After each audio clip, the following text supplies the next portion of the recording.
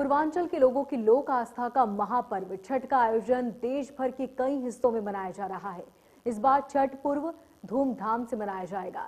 इस पर्व को लेकर जहां महिलाओं में विशेष उत्साह है, वहीं आइए आपको दिखाते हैं कि छठ पर्व को लेकर कैसे लोग इसे मना रहे हैं।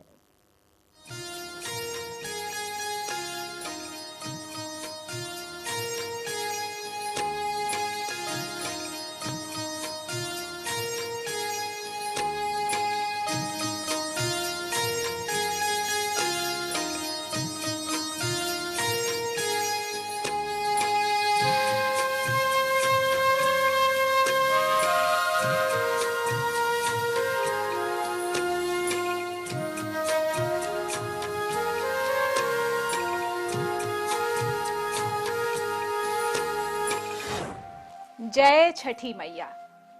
सूर्य उपासना का अनुपम लोक पर्व छठ शुरू हो चुका है। 4 दिनों तक चलने वाले इस महापर्व में हर दिन खास होता है और हर एक दिन का अपना एक अलग धार्मिक महत्व है। यूं तो छठ का व्रत कार्तिक मास के शुक्ल पक्ष की षष्ठी के दिन होता है, लेकिन छठ पर्व की शुरुआत चतुर्थी के दिन यानी नहाए खाए से ही हो जाती है।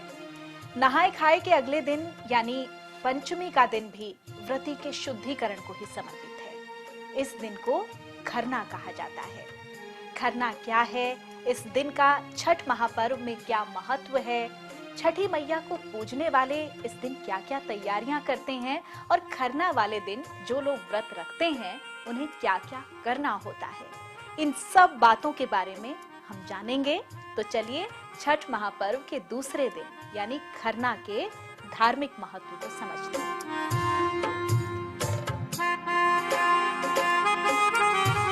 छठ का पर्व केवल व्रत नहीं है, बल्कि एक कठिन तपस्या है।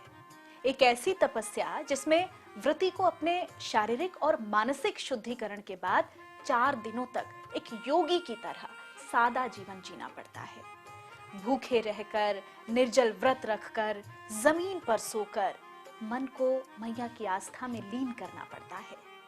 तब कहीं जाकर ये कठिन व्रत सफल हो पाता है। छठ महापर्व के दूसरे दिन को खरना कहते हैं। ये दिन मन को एकांत भाव से छठ मैया की भक्ति में समर्पित करने का दिन है। श्रद्धालु सुबह सवेरे स्नान करके साफ सुथरे या नए कपड़े पहनते हैं और पूरे दिन मन में छठी मैया और सूर्य देव का स्मरण करते हैं। चूल्हे पर आम की लकड़ियों से खीर और पूड़ी का प्रसाद बनाया जाता है। प्रसाद के लिए बनने वाली खीर में चीनी की जगह गुड़ का इस्तेमाल करने की परंपरा है। कहते हैं कि चीनी में कई तरह के रसायनों का उपयोग होता है, जबकि गुड़ को शुद्ध माना जाता है।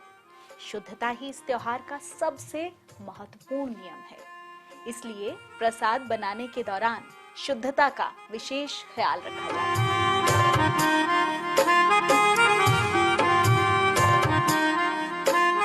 छठ पूजा में सूर्य पूजन का खास महत्व है।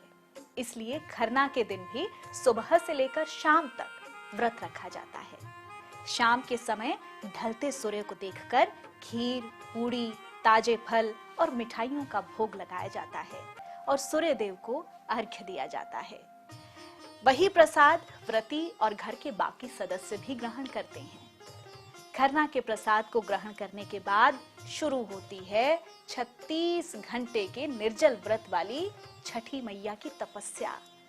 इसका मतलब ये हुआ कि जो लोग छठी मैया का व्रत रखते हैं वो खरना का प्रसाद ग्रहण करने के बाद अगले 36 घंटे तक अन्न और जल का सेवन नहीं करते और यही व्रतियों की छठी मैया के प्रति सच्ची आस्था होती है।